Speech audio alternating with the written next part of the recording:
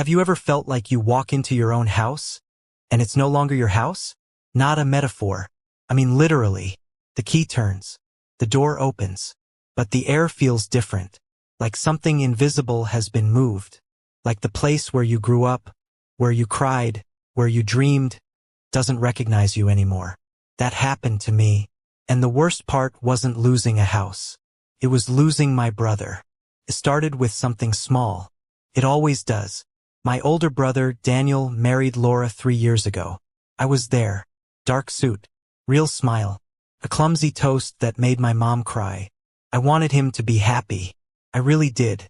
When they decided to move into my house temporarily while they fixed up theirs, I didn't hesitate.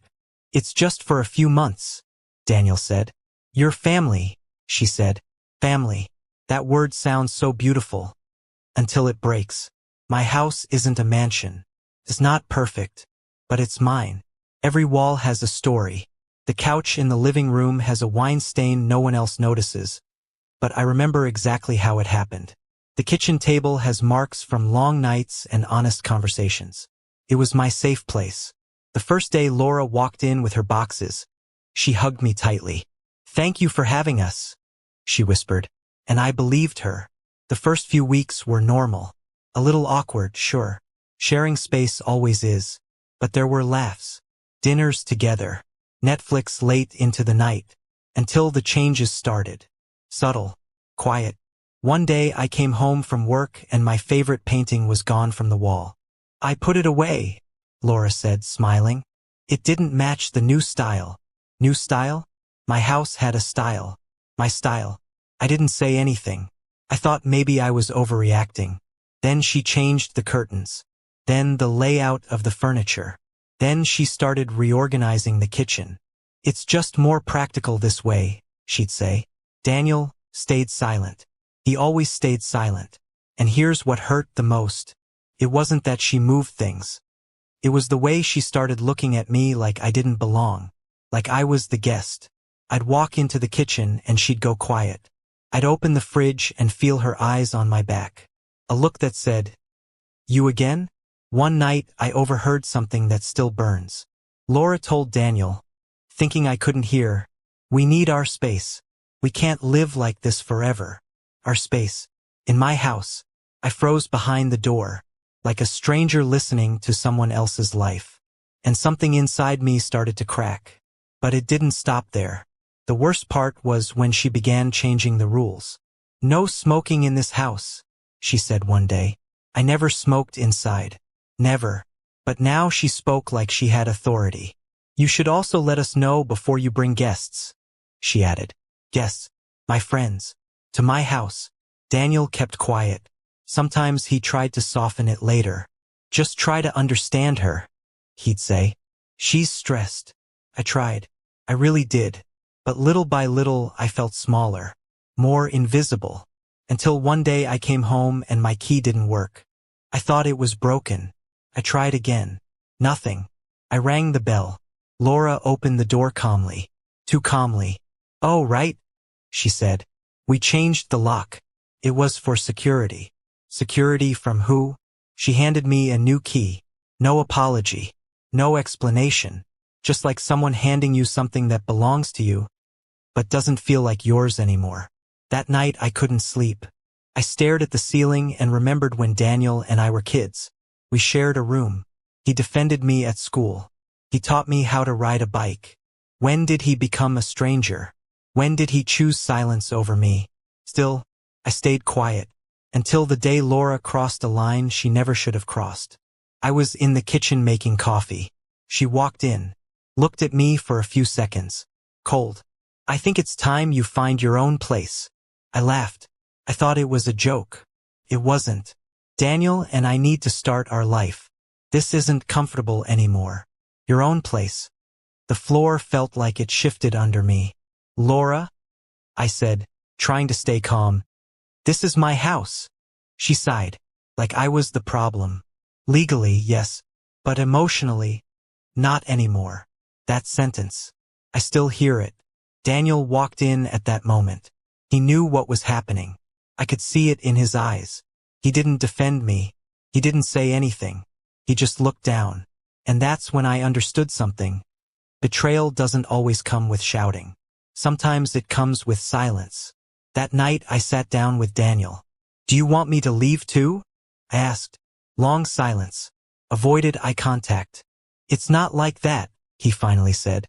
"We just need space." Space. I had opened my home, my life, my privacy, and now I was the obstacle. I felt something worse than anger. I felt abandoned. It wasn't just about walls and furniture. It was realizing my brother wasn't on my side anymore. He chose. And it wasn't me. For weeks the atmosphere was unbearable. Cold, tense, heavy. Laura barely spoke to me. Daniel avoided being alone with me. I walked through my own house carefully, almost apologetically, like I really was invading, until one day I looked at myself in the mirror and didn't recognize who I'd become. Since when did I need permission to live in my own space? Since when did I accept being treated like a guest in my own life? Something shifted in me. I didn't yell. I didn't fight. I didn't create drama. I went to the bank, checked the documents, the deed. Everything was under my name. Of course it was. It was my house, and I made a decision. One Friday night, I called them into the living room. "We need to talk." Laura crossed her arms. Daniel looked nervous.